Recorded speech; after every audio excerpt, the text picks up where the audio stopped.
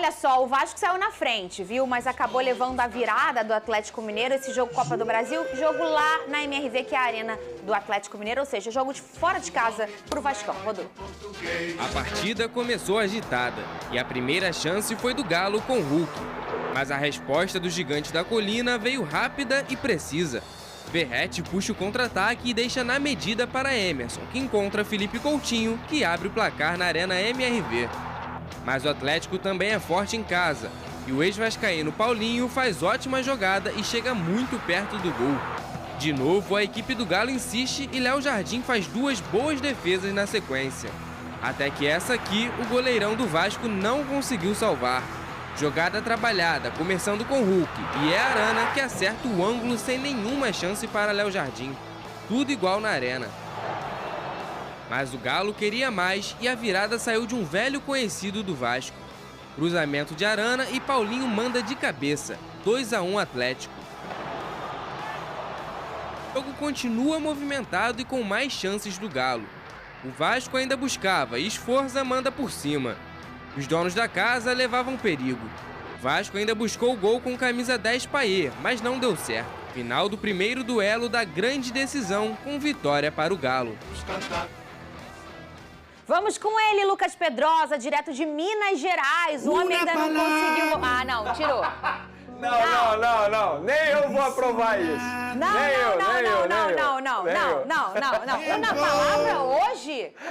Não. Gente, claro que não. Jogo de ida e volta. O Vasco jogou fora de casa. Não foi um Vasco medroso, foi um Vasco corajoso, mas tem um... Eu sempre falo... Mas é um Vasco que tem Léo Pelé, entendeu? Mas tem um adversário, meu Deus. É o Atlético Mineiro.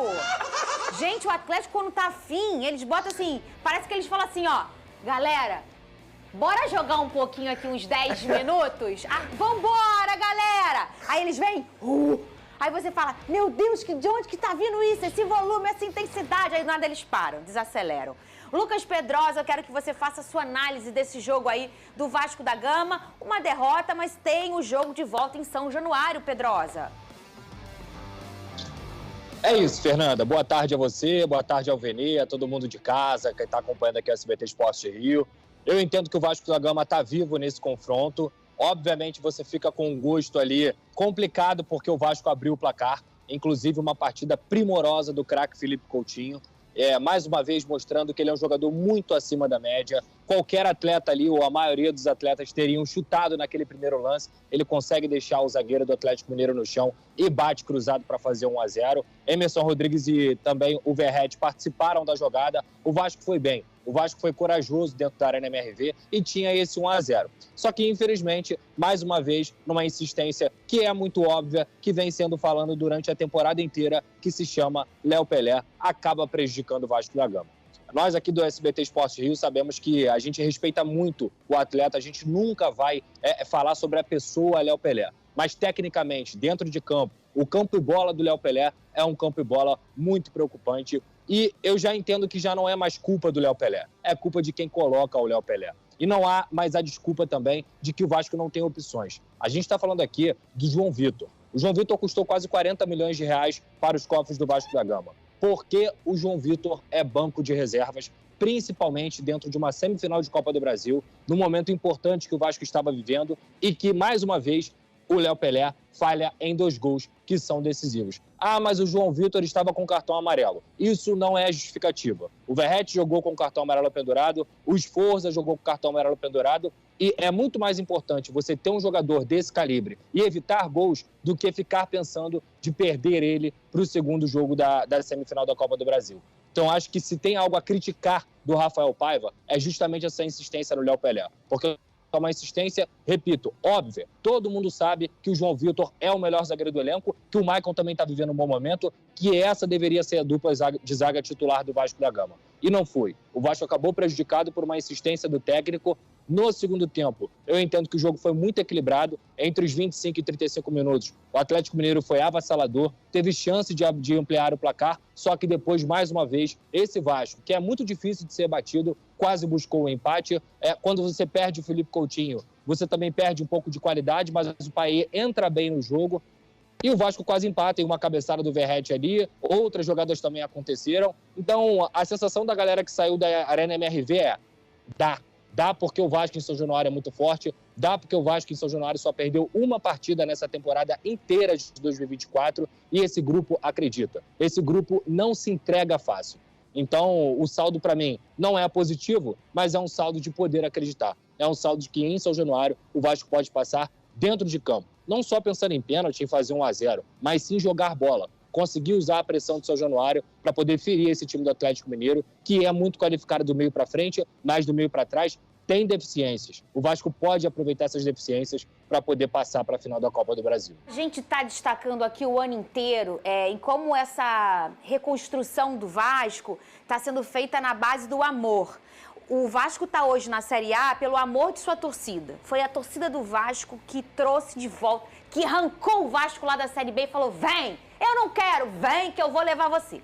E levou. E assim, em todas as situações é esse amor do torcedor que sustenta o Vasco. E o que a gente consegue ver hoje, ô Vene Casagrande, é um Vasco que, além do amor de sua torcida, que nunca se apagou e que nunca acabou e que nunca sumiu, é um presidente muito vascaíno, é um ídolo extremamente vascaíno, que é o Coutinho, que é o homem da decisão, e outros caras que, aliás, um deles eu quero que você fale daqui a pouco sobre ele, que é o Alex Teixeira, que também entra nessa partida. Queria que você falasse um pouco sobre ele. Mas antes, Pedrosa, a gente vai escutar o que o Rafael Paiva falou durante a coletiva sobre isso que você estava falando aí, sobre o resultado do jogo e a força do time para a decisão em São Januário. Cadê?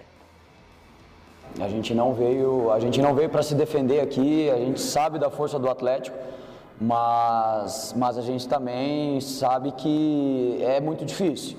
Mas nós saímos com o sentimento de que o jogo está vivo. Em São Januário nós somos muito fortes.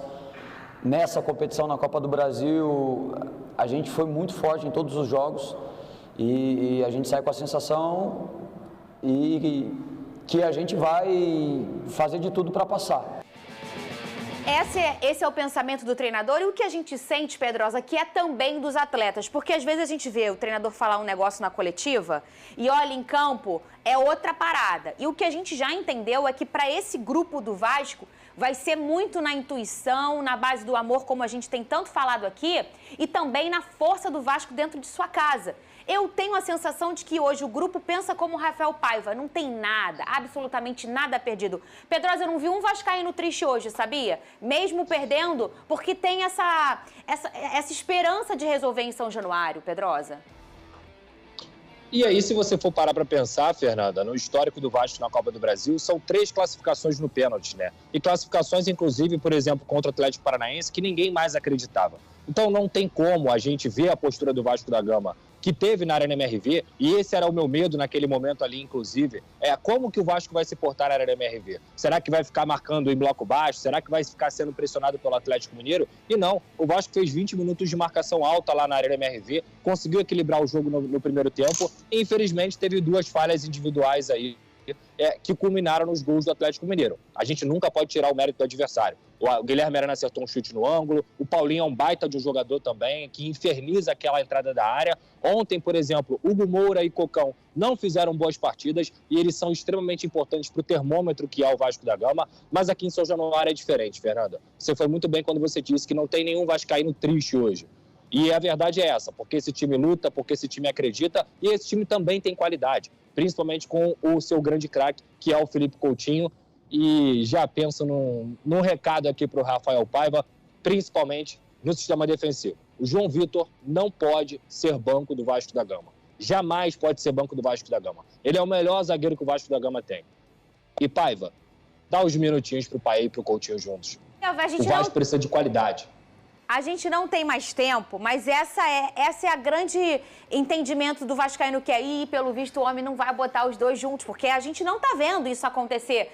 Em 10 segundinhos me fala, gostou do Alex Teixeira, Pedrosa? Não vamos deixar passar batido. Eu acho que não tem muito como cobrar tanto o Alex Teixeira, ele não participou muito dos últimos jogos, entrou num jogo extremamente difícil, foi bem, protegeu a bola, tem experiência. O negócio é o Paiva dar mais sequência para ele, porque qualidade a gente sabe. E aí, pessoal, o que acharam dessa virada?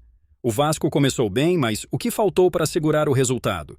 Deixem suas opiniões nos comentários e vamos debater juntos. Se você gostou desse conteúdo, já deixa o like para fortalecer o canal e, claro, se inscreve para não perder nenhuma atualização do Vasco e dos próximos jogos da Copa do Brasil. Ativa o sininho e compartilha com seus amigos para levar essa discussão mais longe. Até a próxima e vamos torcer por uma reviravolta no jogo de volta.